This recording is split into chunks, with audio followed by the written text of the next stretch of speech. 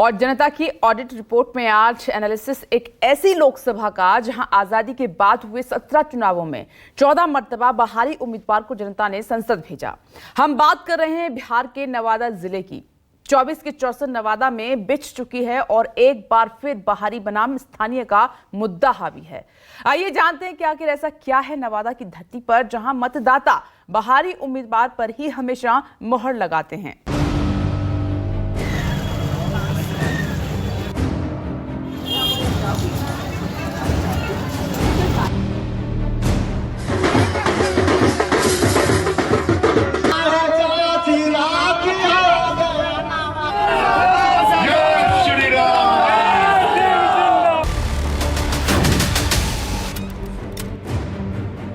विश्व को अहिंसा और सामाजिक समरसता का संदेश देने वाले भगवान बुद्ध और महावीर जैन की धरती नवादा।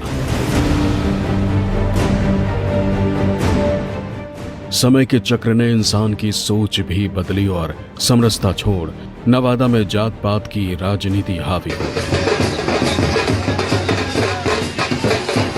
नवादा में मुद्दों से ज्यादा मतदान जाति के आधार पर किया जाता है।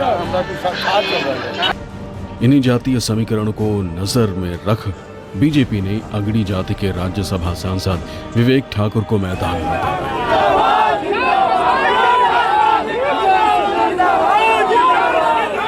तो वहीं आरजेडी ने पिछड़ी बिरादरी के श्रवण कुशवाहा को।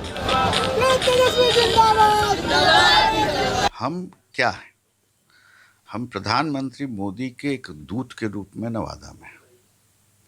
नवादा एक बहुत ही महत्वपूर्ण जिला रहा है, लेकिन संयोगवश विकास के दृष्टिकोण से एक पिछड़ा जिला रहा, जिसको एस्पिरेशनल डिस्ट्रिक्ट्स का अगर सूची देखिएगा तो उसमें नवादा आता है, और ये दुर्भाग्यपूर्ण है। कोई हॉट सीट नहीं है, ना ही तो हम लोग से किसी का टक्कर। हमने पहले ही कहा कि नवादा की जनता चुनाव लड़ रही है, नवादा का बेटा चुनाव लड़ रहा है। यहाँ की नवादा की एक चाहे वो किसी जात बिरादरी मजहब के लोग हो, इस बार चुनाव लड़ रही है। और जो पैराशूट से यहाँ नवादा में उतरे हैं बैरंग यहाँ से पहले है। नवादा एक उपेक्षित क्षेत्र रहा है। बीजेपी के कद्दावर नेता सीपी ठाकुर के बेटे विवेक ठाकुर पर दाव खेल बीजेपी ने भूमिहार और वैश्य समाज के साथ साथ अगड़ी जाति के वोट बैंक साधने की कोशिश की। नवादा लोकसभा में 6 विधानसभा हैं, जिनमें 4 पर आरजेडी और 2 विधानसभा पर एनडीए का कब्जा है। 6 विधानसभा में 3 भूमिहार, 1 यादव, 1 मुस्लिम और 1 पिछड़ी जाति के विधायक हैं। इसी समीकरण को देखते हुए आरजेडी ने पिछड़ी जाति के श्रवण कुशवाहा एनडीए का विजय रथ रोकने का इन पर जिम्मा है।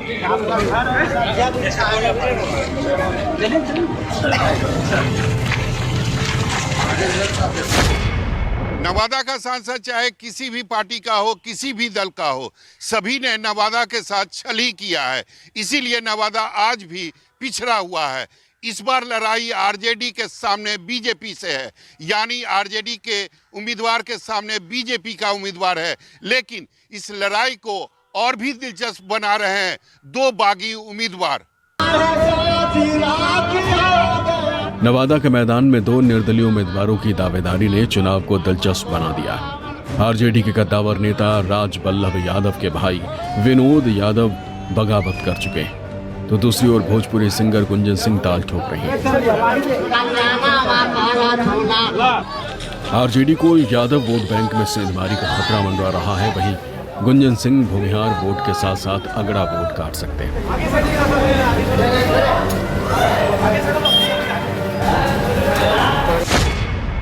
दल उल से हमको उससे कोई दिक्कत नहीं। हमको जनता हीरो है, यहाँ का जनता मेरा भगवान है और सब मुझे आशीर्वाद दे रहा है कि आदेश दिया है सर कि बेटा जाओ। गुंजन सिंह वादा किए थे हम कि हम निभाएंगे, निभाने हम।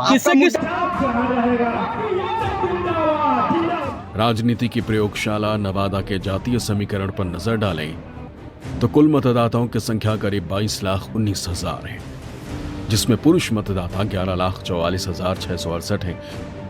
वहीं महिला वोटर 10,74,468। सामाजिक ताने बाने के आंकड़ों के मुताबिक भूमिहार समाज की संख्या 25%, यादव 22%, कुर्मी कुशवाहा 12%, बनिया और मुस्लिम वोटर 10%, वहीं ब्राह्मण 5% है। जबकि अन्य मतदाताओं की संख्या 16%। 2019 के चुनावी पैटर्न को देखें तो संख्या बल में कम होने के बावजूद नवादा में महिला मतदान का प्रतिशत पुरुषों के मुकाबले ज्यादा रहा है। महावीर और महात्मा बुद्ध ने नवादा की इसी धरती से पूरे विश्व को अहिंसा का संदेश दिया था। साथ ही नवादा की धरती को राजनीति का प्रयोगशाला भी कहा जाता है। बावजूद इसके आज भी नवादा पिछड़ा हुआ है, चाहे बात शिक्षा की हो या फिर स्वास्थ्य की या फिर बढ़ते हुए पलायन की। और सबसे बड़ी विडंबना यह है कि ठीक बगल में यानी नवादा के ठीक बगल में नालंदा में जो विकास हुआ है, नवादा की जनता जो है उस विकास का आज भी इंतजार कर रही है। बाबा ये बताइए कि जो विकास नवादा में होना चाहिए वो हुआ? नहीं, ऐसा विकास नहीं हुआ। जो होना चाहिए विकास किसी क्षेत्र में विकास हमको नजर नहीं आता है। देखिए अंततः जीत होगा बीजेपी का ही।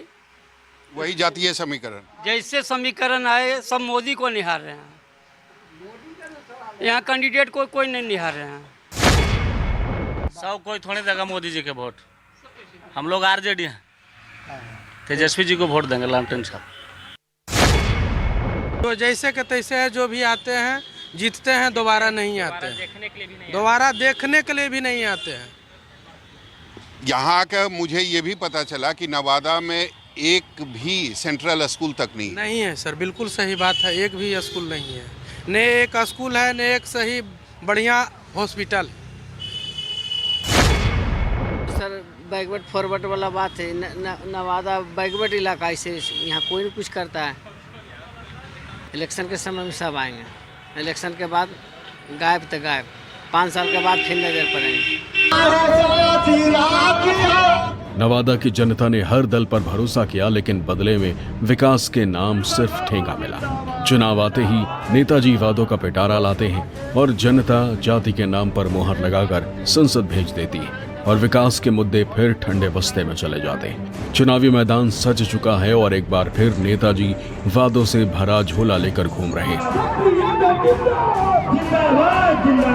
शिक्षा का क्षेत्र एक बहुत बड़ा है, इंडस्ट्री का बहुत स्कोप है, क्योंकि एकदम झारखंड का बॉर्डर लगता है और वहाँ से रास्ते खुलते हैं उड़ीसा, झारखंड, हर तरह का। बगल में देश का 2 बहुत बड़ा स्टील यूनिट है आपका सेंटर है, एक बोकारो, एक जमशेदपुर। तो ये बहुत बड़ा केंद्र हो सकता है बाई प्रोडक्ट का। उसी दिशा में एक वारसलीगंज में एक सीमेंट फैक्ट्री खुलने जा रही है, लेकिन एलाइड इंडस्ट्री भी खुले ताकि अब एम्प्लॉयमेंट। हमारी जन समस्या इतनी बड़ी नवादा में है, नवादा में कहीं कोई विकास दिखता नहीं है।